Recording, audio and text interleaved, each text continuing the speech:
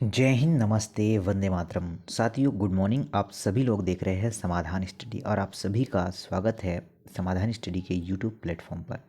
और साथियों, आप सभी के लिए नर्सिंग और जितने भी जो है पीएनएसटी हो, वेटनरी हो, इन सभी एग्ज़ामों के लिए एक महत्वपूर्ण सेशन, एक मॉर्निंग का सेशन है। और आप सभी लोग जो है जल्दी से जल्दी इस क्लास को ज्वाइन जरूर करिएगा।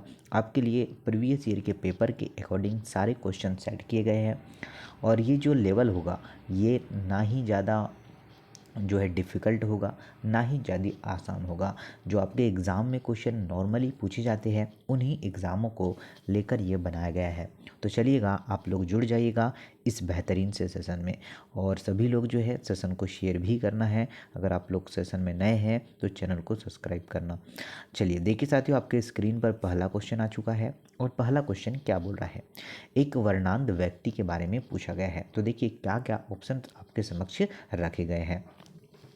एक वर्णांध व्यक्ति मंद प्रकाश में नहीं देख सकता है, या फिर सफ़ेद रंग के सभी वस्तुओं को देख सकता है, या फिर कुछ रंगों में भेद नहीं कर सकता है, या फिर जो है उचित शक्ति के लेंस से देख सकता है। तो क्या आंसर आपका होने वाला है और क्या आंसर आप लोग लगा पाते हैं? तो साथियों, नोट डाउन करना है कि आपके राइट आंसर की अगर हम लोग बात करेंगे तो कुछ रंगों में भेद नहीं कर सकता है। तो आपका जो राइट आंसर होगा, अगर एक ब्लाइंडनेस, ठीक है, जिसे हम लोग कलर ब्लाइंडनेस कहते हैं, वह जो है रंगों को जो है समझ ही नहीं पाता है कि वह कौन सा रंग है और कौन सा कलर है। देखिए, ध्यान दीजिएगा कि एक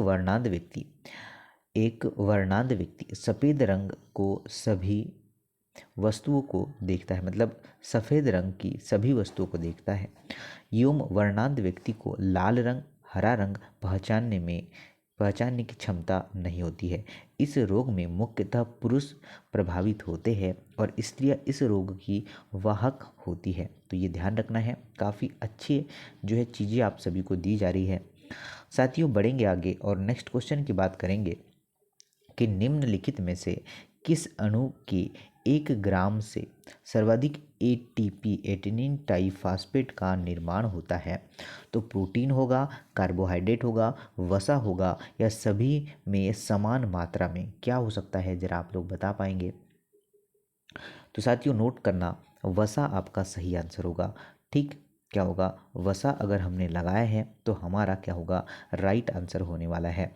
वसा के 1 ग्राम अणु में वसा के 1 ग्राम अणु में सर्वाधिक एटीपी का निर्माण होता है। क्या होता है, सर्वाधिक एटीपी का निर्माण होता है। और 1 ग्राम वसा में 9.3 मतलब 9.3 किलो कैलोरी ऊर्जा उत्पन्न होती है।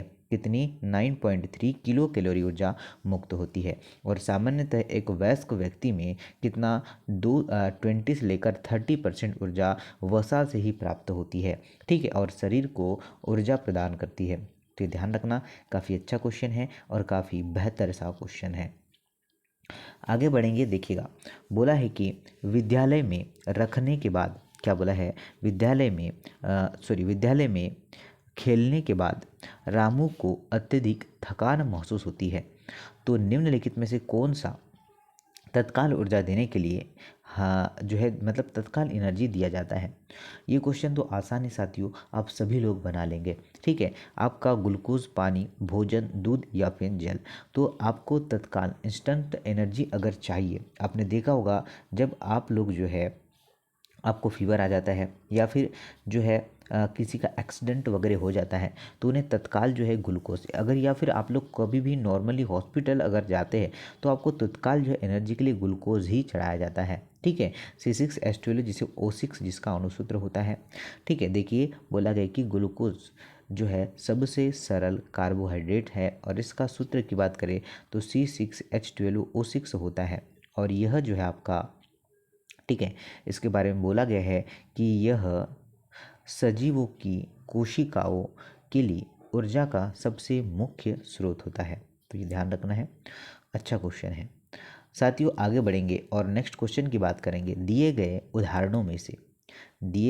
उदाहरणों में कौन सा सूक्ष्म पोषक तत्व नहीं है? क्या है? सूक्ष्म पोषक तत्व नहीं है।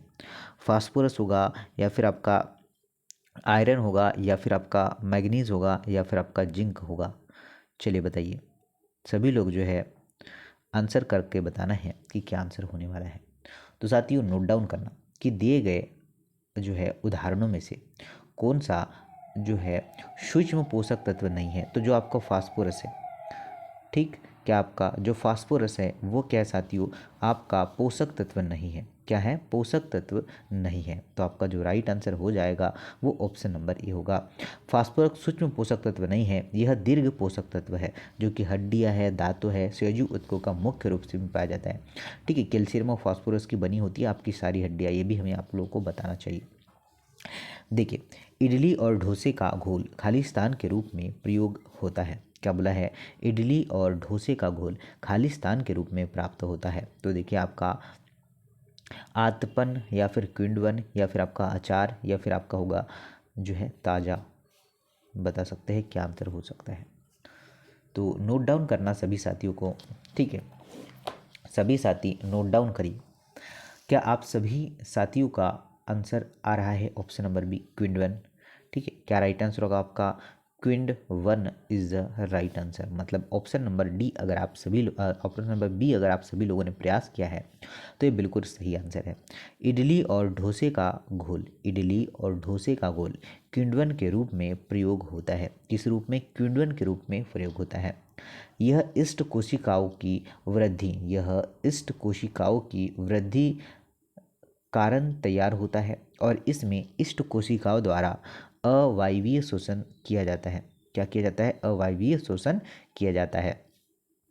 नेक्स्ट क्वेश्चन की बात करें, निम्न में से सूक्ष्म पोषक कौन सा है? निम्न में से सूक्ष्म पोषक कौन सा है? तो नाइट्रोजन होगा या फिर आपका फास्फोरस होगा, मैग्नीज होगा या फिर आपका कैल्शियम होगा? क्या आंसर होने वाला है? तो देखिएगा साथियों, अगर आप सभी साथियों का आ रहा है मैग्नीज, क्या साथियों? मैग्नीज अगर आप सभी साथियों का आ रहा है इसका मतलब आप सभी का राइट आंसर होगा। ठीक, क्या होगा साथियों? राइट आंसर होगा, ये आप लोगों को ध्यान रखना है। ठीक, सूक्ष्म पोषक तत्व वो पोषक तत्व है, सूक्ष्म पोषक तत्व वो पोषक तत्व है जिनकी आवश्यकता जीवन भर लेकिन बहुत कम मात्रा में पड़ती है। ठीक है, जिनकी आवश्यकता पड़ती तो है परंतु क्या होती है? बहुत कम मात्रा में पड़ती है। और मैग्नीज है सूक्ष्म पोषक तत्व होते हैं। ठीक, आगे बढ़े। चलिए आगे बढ़ेंगे और ध्यान दीजिएगा नेक्स्ट क्वेश्चन क्या है साथियों। खालिस्तान में क्या बोला है कि खालिस्तान में मुख्य जो है उत्सर्जी उत्पाद यूरिया अम्ल होता है, सॉरी यूरिक अम्ल होता है। अब देखिएगा आपका क्या है, छिपकली, मेंढक, मछलियाँ या फिर आपका मानव होगा। सभी लोग ध्यान दीजिएगा। खालिस्तान में मुख्य उत्सर्जी उत्पाद यूरिक अम्ल होता है। तो क्या आंसर होगा? तो साथियों नोट करिएगा, छिपकली अगर आप सभी ने लगाया है। क्या साथियों? छिपकली अगर आप सभी ने लगा पाया है तो ऑप्शन नंबर ए आपका करेक्ट आंसर होगा और ये आप लोगों को ध्यान रखना है। छिपकली में मुख्य उत्सर्जी उत्पाद यूरिक अम्ल होता है और यह सभी सरीसृपों, रेप्टाइल्स और कीटों आदि में जल के संरक्षण के लिए क्या करता है? व्यर्थ पदार्थ यूरिक अम्ल के रूप में उत्सर्जित किया जाता है। ये हमें ध्यान रखना है। साथियों आगे बढ़ेंगे और नेक्स्ट क्वेश्चन की हम लोग चर्चा करेंगे। क्या बोला है कि पेशियों में, क्या बोला है साथियों कि पेशियों में क्विंडन के सापेक्ष समीकरण को पहचानिए। क्विंडन के जो है या पेशियों में क्विंडन के सापेक्ष समीकरण को हमें पहचानना है। ग्लूकोज, ऑक्सीजन, आपका जो है इथाइल या फिर आपका कार्बोहाइड्रेट। ग्लूकोज है, ऑक्सीजन है, कार्बोहाइड्रेट है या फिर जल है। ग्लूकोज है, लैक्टिक अम्ल, ग्लूकोज और आपका थाइनाइल प्लस जल। क्या होगा जरा बता सकते हैं आप लोग? तो साथियों नोट डाउन करना है। आपका जो राइट आंसर होगा वो होगा ग्लूकोज जो है लैक्टिक अम्ल। तो ऑप्शन नंबर क्या है? सी करेक्ट है। पेशियों में ग्लूकोज से लैक्टिक जो है एसिड आपका व्यायाम करने पर बनता है और इसी से जो है आपका इसी वजह से पेशियों में दर्द होता है। ठीक है, लैक्टिक अम्ल के कारण क्या है, जब आप लोग दौड़ते हैं और जब लोग आप लोग वर्क करते हैं, ठीक है, तो जो है आपकी मांसपेशियों में खिंचाव आ जाते हैं तो वो लैक्टिक अम्ल के जमाव के कारण ही ऐसा होता है। देखिए बोला है कि उत्सर्जन का क्या अर्थ है, उत्सर्जन का क्या अर्थ है ये आप लोगों से बोला गया है। तो देखिए अतिरिक्त मात्रा में उपस्थित पदार्थों का निष्कासन, शरीर के लिए आवश्यक पदार्थों का निर्माण, या फिर होगा आपका कि ऐसे पदार्थों का निष्कासन जो शरीर का भाग नहीं है, या उपयुक्त सभी होने वाला है आप सभी का आंसर। तो साथियों सभी लोग जो है नोट करिएगा। आपके राइट आंसर की बात करें कि ऐसे पदार्थ का निष्कासन जो शरीर का भाग नहीं है, तो ऑप्शन नंबर क्या है, सी इसका करेक्ट आंसर होगा। ठीक, क्या है साथियों, ऑप्शन नंबर सी करेक्ट है। उत्सर्जन से अर्थ ऐसे पदार्थ का निष्कासन होता है जो हमारे शरीर का भाग नहीं है। ये शरीर में व्यर्थ पदार्थों के रूप में बनाए जाते हैं, जो कि आपका अमोनिया है, यूरिया है, यूरिक अम्ल आदि होते हैं। ठीक है, ये ध्यान रखना है। साथियों आगे बढ़ेंगे और नेक्स्ट क्वेश्चन की बात करते हैं। क्या बोला है कि आमाशय में दूध का फटना परिणाम है। आमाशय में दूध का फटना परिणाम है आपका पेप्सिन का, रेनिन का, या फिर आपका हाइड्रोक्लोरिक अम्ल का, या फिर होगा आपका टैनिन का। क्या आंसर हो सकता है? तो साथियों सभी को नोट करना है और सभी को ध्यान रखना है। आपके राइट आंसर की बात करें, रेनिन आपका करेक्ट आंसर होगा। ठीक है, क्या होगा, renin is a right answer. ठीक, अगर आप सभी ने ऑप्शन नंबर बी लगा पाया है तो बिल्कुल सही है। अब देखिए ध्यान दीजिएगा कि आमाशय में क्या बोला है साथियों, कि आमाशय में दूध रेनिन के कारण ही फटता है। रेनिन एक एंजाइम है जो कि आमाशयी, ठीक है, आमाशयी में उपस्थित होता है और यह क्या है, तीव्र अम्लीय माध्यम में कार्य करता है। कैसा कार्य करता है? ये तीव्र अम्लीय माध्यम में काम करता है, ये हमें ध्यान रखना है। साथियों बढ़ेंगे आगे और नेक्स्ट क्वेश्चन की चर्चा करते हैं कि स्टार्च निम्न की उपस्थिति में डाइसैकेराइड्स में बदल जाता है। क्या बोला है कि स्टार्च जो है निम्न की उपस्थिति में डाइसैकेराइड में बदल जाता है। तो एमाइलेज होगा, या फिर आपका मॉल्टेज होगा, या फिर आपका लैक्टेज होगा, या फिर आपका जाइमेज होगा।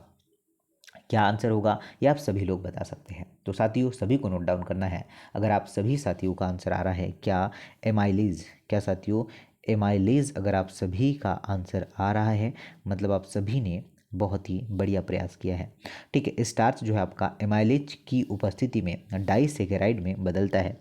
एमाइलेज लार और आंतरीय रस में पाए जाते हैं और ये एंजाइम है और जो कि आपका केवल स्टार्च का पाचन करते हैं। ठीक है, ये किसका पाचन करते हैं? तो ये केवल और केवल स्टार्च का पाचन करते हैं, ये हमें ध्यान रखना है। चलिए साथियों सेशन पसंद आ रहा है तो सेशन को शेयर करिए और सेशन को लाइक करें। आप लोग जो भी ग्रुप चलाते हैं उसमें सेशन को शेयर जरूर करिएगा। आगे बढ़ेंगे, बोला है कि निम्न में से कौन सा सूक्ष्म पोषक है। क्या बोला है कि निम्न में से कौन सा सूक्ष्म पोषक है? नाइट्रोजन है, फास्फोरस है, सल्फर है, या फिर जेडेन जिंक होगा। तो साथियों नोट करिएगा, आपका जो राइट आंसर ही होगा वो जिंक ही होने वाला है। क्या साथियों, जिंक अगर आपने प्रयास किया है तो मतलब आपका राइट आंसर है। जिंक सूक्ष्म पोषक तत्व है। जिंक क्या है? सूक्ष्म पोषक तत्व है और यह क्या करता है? तो यह इंसुलिन हार्मोन्स की क्रियाशीलता के लिए अत्यंत आवश्यक है। किसके लिए आवश्यक है? यह क्रियाशीलता के लिए काफ़ी अत्यंत आवश्यक है, ये हमें ध्यान रखना है। साथियों बढ़ेंगे आगे और नोट करिएगा नेक्स्ट क्वेश्चन क्या है। हृदय की आवाज़ को, क्या बोला है, हृदय की आवाज़ को परिवर्धित करने के लिए प्रयुक्त एक उपकरण है। तो स्टेथोस्कोप है, या फिर इलेक्ट्रोइंसीफेलोग्राम है, या फिर इलेक्ट्रोकार्डियोग्राम है, या फिर होगा आपका सिग्मोमाइनोमीटर होगा। चलिए तो साथियों ध्यान रखना है, अगर आपसे बोला जाए कि हृदय की आवाज़ को परिवर्धित करने के लिए प्रयुक्त उपकरण कौन सा है तो स्टेथोस्कोप होगा। क्या साथियों, स्टेथोस्कोप होगा, ये आपको ध्यान रखना है। ठीक है, जो कि क्या करता है, संचार की दशा परीक्षण करने का एक उपकरण है। हृदय है, फेफड़े है, आंत है, नलिया है, ठीक है, ये आदि से क्या करता है, रोगी की जांच जो है ग्रस्त होते हैं उनका पता लगाता है। चलिए आगे बढ़ेंगे साथियों, बढ़ते हैं नेक्स्ट क्वेश्चन की ओर। ध्यान दीजिएगा नेक्स्ट क्वेश्चन क्या है। बोला गया है कि आंवला का प्रचुर स्रोत, इसका मतलब आंवला का प्रचुर स्रोत है आपका एसिटिक अम्ल होगा, या फिर आपका एसिटिक अम्ल, सिट्रिक अम्ल, एसिटिक अम्ल, एस्कार्बिक अम्ल, या फिर आपका टार्टेरिक अम्ल होगा। चलिए बता सकते हैं कि क्या आंसर होने वाला है। तो देखिए साथियों आप सभी का अगर आंसर आ रहा है क्या एस्कार्बिक अम्ल, क्या साथियों एस्कार्बिक अम्ल, तो आपका बिल्कुल सही आंसर होगा। ठीक है, क्या है आपका राइट आंसर होगा ऑप्शन नंबर सी। अब देखिए यहाँ पर कुछ एग्जाम्पल्स आपके समक्ष लिखे गए हैं, जैसे कि आंवले में एस्कॉर्बिक अम्ल है, नींबू संतरा में सिट्रिक अम्ल है, सिरके में एसिटिक अम्ल है, इमली में टार्टरिक अम्ल है, टमाटर में ऑक्जेलिक अम्ल है और सेब में मौलिक अम्ल है। ठीक है, तो सभी लोग ध्यान दीजिएगा, ये आप लोग को ध्यान रखना है, इजी है, काफ़ी आसान है, बस एक बार में आप लोग याद रखिए, मतलब एक बार पढ़ लीजिएगा तो आपको याद ही रह जाएगा। साथियों बढ़ेंगे आगे, जैसे कि नेक्स्ट क्वेश्चन आपसे बोला गया है कि उस खाद्य सामग्री को पहचानिए। क्या है? उस खाद्य सामग्री को पहचानिए जो क्विंडन के परिणाम स्वरूप नहीं बनती है। किसके? क्विंडन के परिणाम स्वरूप नहीं बनती है। केक होगा, या फिर आपका चावल पकाना, या फिर आपका अल्कोहल, या फिर आपका ब्रेड होगा। चलिएगा, सभी लोग जो है आंसर करके बता सकते हैं। तो साथियों आपका जो राइट आंसर बन जाएगा वो बन जाएगा ऑप्शन नंबर बी। क्या है आपका? चावल पकाना इज अ राइट आंसर। ठीक है, क्या होगा? चावल पकाना बिल्कुल सही आंसर होगा। केक है, अल्कोहल है, ब्रेड, ये सभी क्विंडन के परिणाम स्वरूप बनती हैं, जबकि चावल का पकाना इनमें नहीं आता है। ठीक, तो क्या होगा? राइट आंसर आपका जो है ऑप्शन नंबर क्या होने वाला है साथियों? बी होगा। ठीक, चलिए आगे बढ़ेंगे और नेक्स्ट क्वेश्चन की बात करें। हीमोग्लोबिन के साथ किस धातु का संबंध है? क्या बोला है? हीमोग्लोबिन के साथ किस धातु का संबंध है? तांबा, लोहा, मैग्नीशियम या फिर आपका प्लेटिनम? क्या है बताइए जरा। तो साथियों सभी को नोट करना है कि हीमोग्लोबिन के साथ किस धातु का संबंध है, तो ये आयरन का होता है। ठीक है, किसका? आपका आयरन का होता है, तो आपका जो राइट आंसर होगा वो होगा लोहा, आयरन। हीमोग्लोबिन का संबंध आयरन से होता है, लोहे से होता है। लोहे की प्राप्तता के कारण ही रक्त में हीमोग्लोबिन का निर्माण होता है, और हीमोग्लोबिन की कमी से रक्तता मतलब रक्त अल्पता जिसे कहते हैं वो होता है। ठीक है, वो रोग होता है। चलिए साथियों आगे बढ़ेंगे और नेक्स्ट क्वेश्चन की हम लोग चर्चा करते हैं कि नेक्स्ट क्वेश्चन क्या है। बोला गया है कि खोलदार अंडे देने वाले पशु, क्या साथियों? आपका खोलदार अंडे देने वाले पशु इस रूप में अपने अपशिष्ट का उत्सर्जन करते हैं। तो देखिए, पहला ऑप्शन है आपका नाइट्रोजन, सेकंड है आपका यूरिक अम्ल, और सी है आपका अमोनिया, और डी है आपका यूरिया। तो क्या आंसर हो सकता है? बता सकते हैं आप लोग। तो साथियों नोट डाउन करना है, जो आपका राइट आंसर होगा यूरिया। ठीक है, क्या राइट आंसर होगा आपका? यूरिक अम्ल इज अ राइट आंसर। क्या सभी बंधुओं ने लगा पाया है क्या? जी हाँ साथियों, आप सभी का राइट आंसर है। खोलदार अंडे देने वाले पशु यूरिक अम्ल जो है अपशिष्ट का उत्सर्जन करते हैं, ये आपको ध्यान रखना है। साथियों बढ़ेंगे आगे और नेक्स्ट क्वेश्चन की बात करें। हमारी मांसपेशी कोशिकाओं में अवायवीय श्वसन किसका उत्पादन करता है? ठीक है, अवायवीय श्वसन किसका उत्पादन करता है? लैक्टिक अम्ल और कार्बन डाइऑक्साइड, लैक्टिक अम्ल और आपका ऑक्सीजन, केवल लैक्टिक अम्ल, या फिर लैक्टिक अम्ल और अल्कोहल? चलिए बताइए जरा। तो साथियों नोट करिएगा, केवल लैक्टिक अम्ल आपका सही आंसर होगा। ठीक, क्या होगा? केवल और केवल लैक्टिक अम्ल आपका राइट आंसर है। तो आप सभी का जो राइट आंसर बन जाएगा वो ऑप्शन नंबर सी बनने वाला है, कि हमारी मांसपेशी कोशिकाओं में अवायवीय श्वसन केवल लैक्टिक अम्ल का उत्पादन करता है। ये आपको ध्यान रखना है। साथियों बढ़ेंगे आगे और नेक्स्ट क्वेश्चन की बात करते हैं कि गैसीय पाचन क्या है? गैसीय पाचन आपका कुशलता से होता है। गैसीय पाचन कुशलता से होता है अत्यधिक क्षारीय माध्यम में या फिर उदासीन माध्यम में या अम्लीय माध्यम में? चलिए बताइए जरा क्या है। तो साथियों नोट करने आपका जो राइट आंसर होगा अम्लीय माध्यम में। क्या होगा? अम्लीय माध्यम में बिल्कुल करेक्ट आंसर है। ठीक, क्या होगा? ऑप्शन नंबर डी है। मानव शरीर में क्या है साथियों कि मानव शरीर में गैस्ट्रिक म्यूकोसा के द्वारा हाइड्रोक्लोरिक एसिड बनता है, जो कि मानव शरीर पर क्या है साथियों? मानव शरीर पर प्रभाव डालता है और गैस की समस्या से निजात दिलाता है। ठीक, ये ध्यान रखना है। चलिए आगे बढ़ते हैं, नेक्स्ट क्वेश्चन पर ध्यान देते हैं। क्या है? मांसपेशियों में ऐंठन तथा थकान के लिए निम्न में से किसका संचयन जिम्मेदार होता है? तो ये आपको बता दिया है क्या मैंने लैक्टिक अम्ल। इसके पहले ही हमने इस क्वेश्चन पर चर्चा की है, परंतु क्वेश्चन पूछने का तरीका देखिए दोनों ही अलग अलग है, तो ये ध्यान रखना, ऐसे क्वेश्चन बिल्कुल गलत नहीं करिएगा। लैक्टिक अम्ल विभिन्न जैविक रासायनिक प्रक्रिया आपका जो है प्रक्रमों में प्रमुख भूमिका निभाने वाला एक रासायनिक यौगिक है। जो लैक्टिक अम्ल एक कार्बोक्सिलिक अम्ल है और इसका अणुसूत्र की बात करें तो C3H6 और O3 होता है। ठीक है, ये ध्यान रखना, काफ़ी ये क्वेश्चन हमसे पूछ सकता है इस बार। चलिए आगे बढ़ेंगे, नेक्स्ट क्वेश्चन की बात करते हैं। तो देखिए क्या बोला गया है साथियों, बोला गया है कि भारी व्यायाम के दौरान खाली स्थान के संचयन के कारण ही हम जो है पैरों में मांसपेशियों में ऐंठन महसूस करते, तो ये तो लैक्टिक अम्ल होगा। ठीक है, ये समझ आ चुका है आप लोगों को अब। चलिए आगे बढ़ेंगे, देखिए नेक्स्ट क्वेश्चन की बात करें कि पेशियों में ऑक्सीजन के अभाव की आपका परिणति प्राय पेशीय ऊतक के जकड़न के रूप में होती है। ऐसा निम्न के कारण होता है। तो देखिए ऐसा क्यों होता है।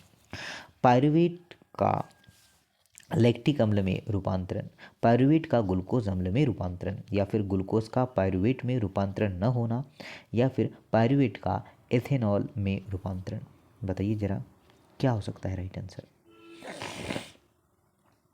तो साथियों नोट करिएगा, आपका जो राइट आंसर बन जाएगा वो ऑप्शन नंबर ए बनेगा। क्या कि पायरुवेट का लैक्टिक अम्ल में रूपांतरण। ठीक, तो सभी साथियों का, जिन साथियों ने ऑप्शन नंबर ए लगाया है ये बिल्कुल करेक्ट होगा। पेशियों में क्या साथियों की पेशियों में ऑक्सीजन के अभाव के कारण ही, या ऑक्सीजन के अभाव के परिणति प्राय पेशीय ऊतक को जकड़न के रूप में जो है होती है, और ऐसा पायरुवेट का लैक्टिक अम्ल के रूपांतरण के कारण होता है। और लैक्टिक अम्ल जमा होने के कारण क्या होती है, आपका उपास्थियों में तीव्र पीड़ा हो जाती है, यह हमें ध्यान रखना है। साथियों बढ़ेंगे आगे और नेक्स्ट क्वेश्चन की बात कर लेते हैं। जरा देखिए क्या है कि ऑक्सीजन की उपस्थिति में ऑक्सीजन की अनुपस्थिति में मांसपेशियों में क्या है, ग्लूकोज चयापचय के उत्पादों को चुनिए।